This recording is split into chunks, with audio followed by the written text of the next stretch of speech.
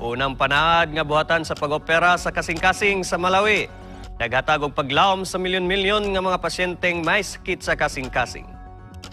Og sa Cuba, ang Maranatha Volunteers International nagtabang sa mga Kubano sa ilang oras sa panginahanglan. Ang detalye atong masayran kauban si Kapaglawom Ken Salarda alang sa atong MISPA International News.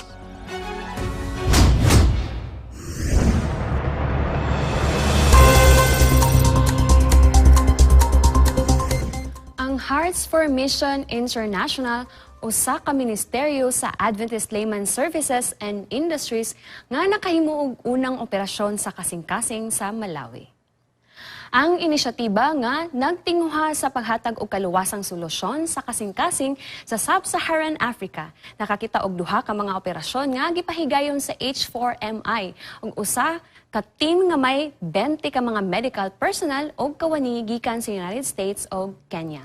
Ang operasyon gihimo sa mga doktor nga sila si Nan Wang ug Arega Ficado Leta. Lakip ang usa ka team sa mga doctor, nurses ug kawani sa hospital o administrative staff. Ang operasyon gipahigayon sa sulod sa usa ka napulo ka adlaw nga H4MI cardiac camp. Usa ka importante nga hitabo alang sa Malawi ug usa ka laka ngadto sa nagkananlaing solusyon sa kasing-kasing alang sa Sub-Saharan Africa.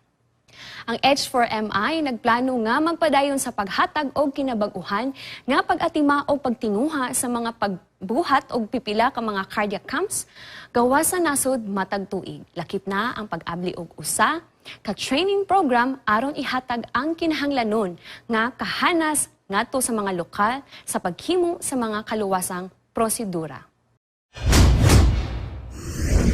Ang Maranatha Volunteers International nagtrabaho aron suportahan ang mga 40,000 ka miyembro nga Adventist Church sa Cuba tunga sa krisis sa ekonomiya sa nasod.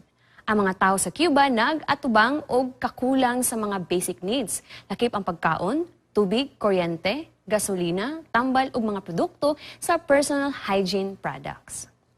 Aktibo nga nakig-apil ang Maranatha sa padala og mga kargamento sa mga essential nga butang og nagbuhat og mga plano aron ang mga kongregasyon aduna may bag-ong mga lugar sa pagsimba.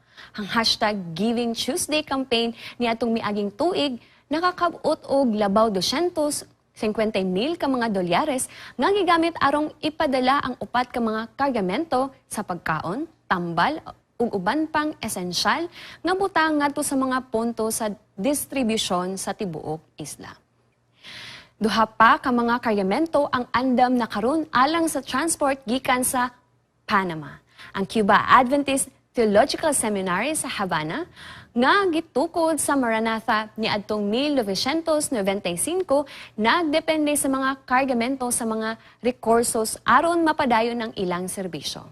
Sa kalahian, ang Maranatha kanunay nga nagsuporta sa paglambo sa Adventist Church pinaagi sa pagtugod og bag-ong mga simbahan apan ang kahimtang sa Cuba nagtanyag og mga kinaugyan nga hadlok. Aron mahatagan og solusyon niini, ang liderato sa Maranatha nagandam sa pagpalit og napulo ka mga balay sa tibuok Havana. Kada usa adunay 3,000 ka mga dolyares. Diin ang lokal nga mga trabahante nag-remodelar sa mga pang-prinsipal nga kwarto sa mga lugar sa pagsimba ug ang kalabing espasyo himuong lugar sa pagpuyo alang sa mga pastor.